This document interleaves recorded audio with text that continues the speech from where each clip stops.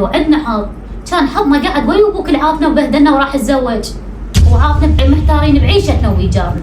اللي جاني اشتغل يما انا واخوي عباس ما نقصروا ويانا، ويريدش على سنة الله ورسوله ودردش من فصله، تقول يا الله يا يمه وخليه يجيك ويتقدم لك، وانت بعدك وما شفت شيء من عمرك، جبت عمرك قاعده علينا وربيتينا وكبرتينا، واحنا ان شاء الله هم ما ننساك وكبرنا وعشنا بزودك يا يمه، تقول يا الله ووافقه عليه والله ان شااء الله يحفظك يا يمه.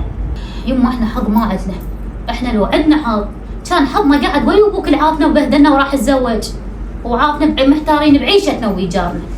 يقعد حظنا هسه ويا هذا الغريب يا يمه يا بعد امك. عوفنا هيك وقاعدين، هسه الرجال يريدكم وزين وياكم، باكر عقبه يصير ويانا يقول لي لو انا لو ولدك، واذكرك بهذا الحكي يا مهدي، اذكرك.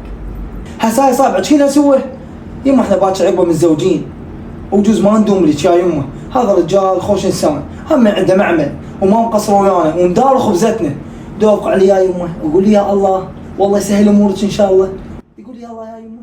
هادي كل ما اجيب طار الزواج واقعد افكر لها واقول صدق ولدي باكر عقبه يكبرون وكل ما مرته والله بحدي عاد يفيدني بدواي، يفيدني مريضه ياخذني للزياره حالي حال النسوان، انا ما اظل من عمري هيك قويه، صح لو لا؟ بس المشكله اقعد واتذكر ابوك من كان 24 ساعه يدق علي وعليكم وحصر علينا الفليس ومجهولنا وبالشارع الواد مخلصنا من ايديه، ارجع اقول لا ما اريد ابطل، وانا حظا جربتها يمه رجعتني قرن، انا خليتني افكر بهاي السوالف. من مزعل الوالده؟ شبيك يمه؟ شبيك الدموع راح تنزل؟ تعال رجال نشتغل وياه وما تلقى احسن من عده. يمه تقول يا الله، وانا جيت افتح وياك الموضوع والرجال خوش رجال واحنا نشتغل وياه، لو ما نعرفه زين ما نفتح الموضوع وياك، قولي يا الله وكافي دموعك تنزل. يا كلمه وش دمرتيني؟ دمرت جهالك، ايش سويتي بينا؟ انت طارق من الله لا ينقذ ان شاء الله، وش سويتي بينا؟ من الله ان شاء الله يدمرك الدمر.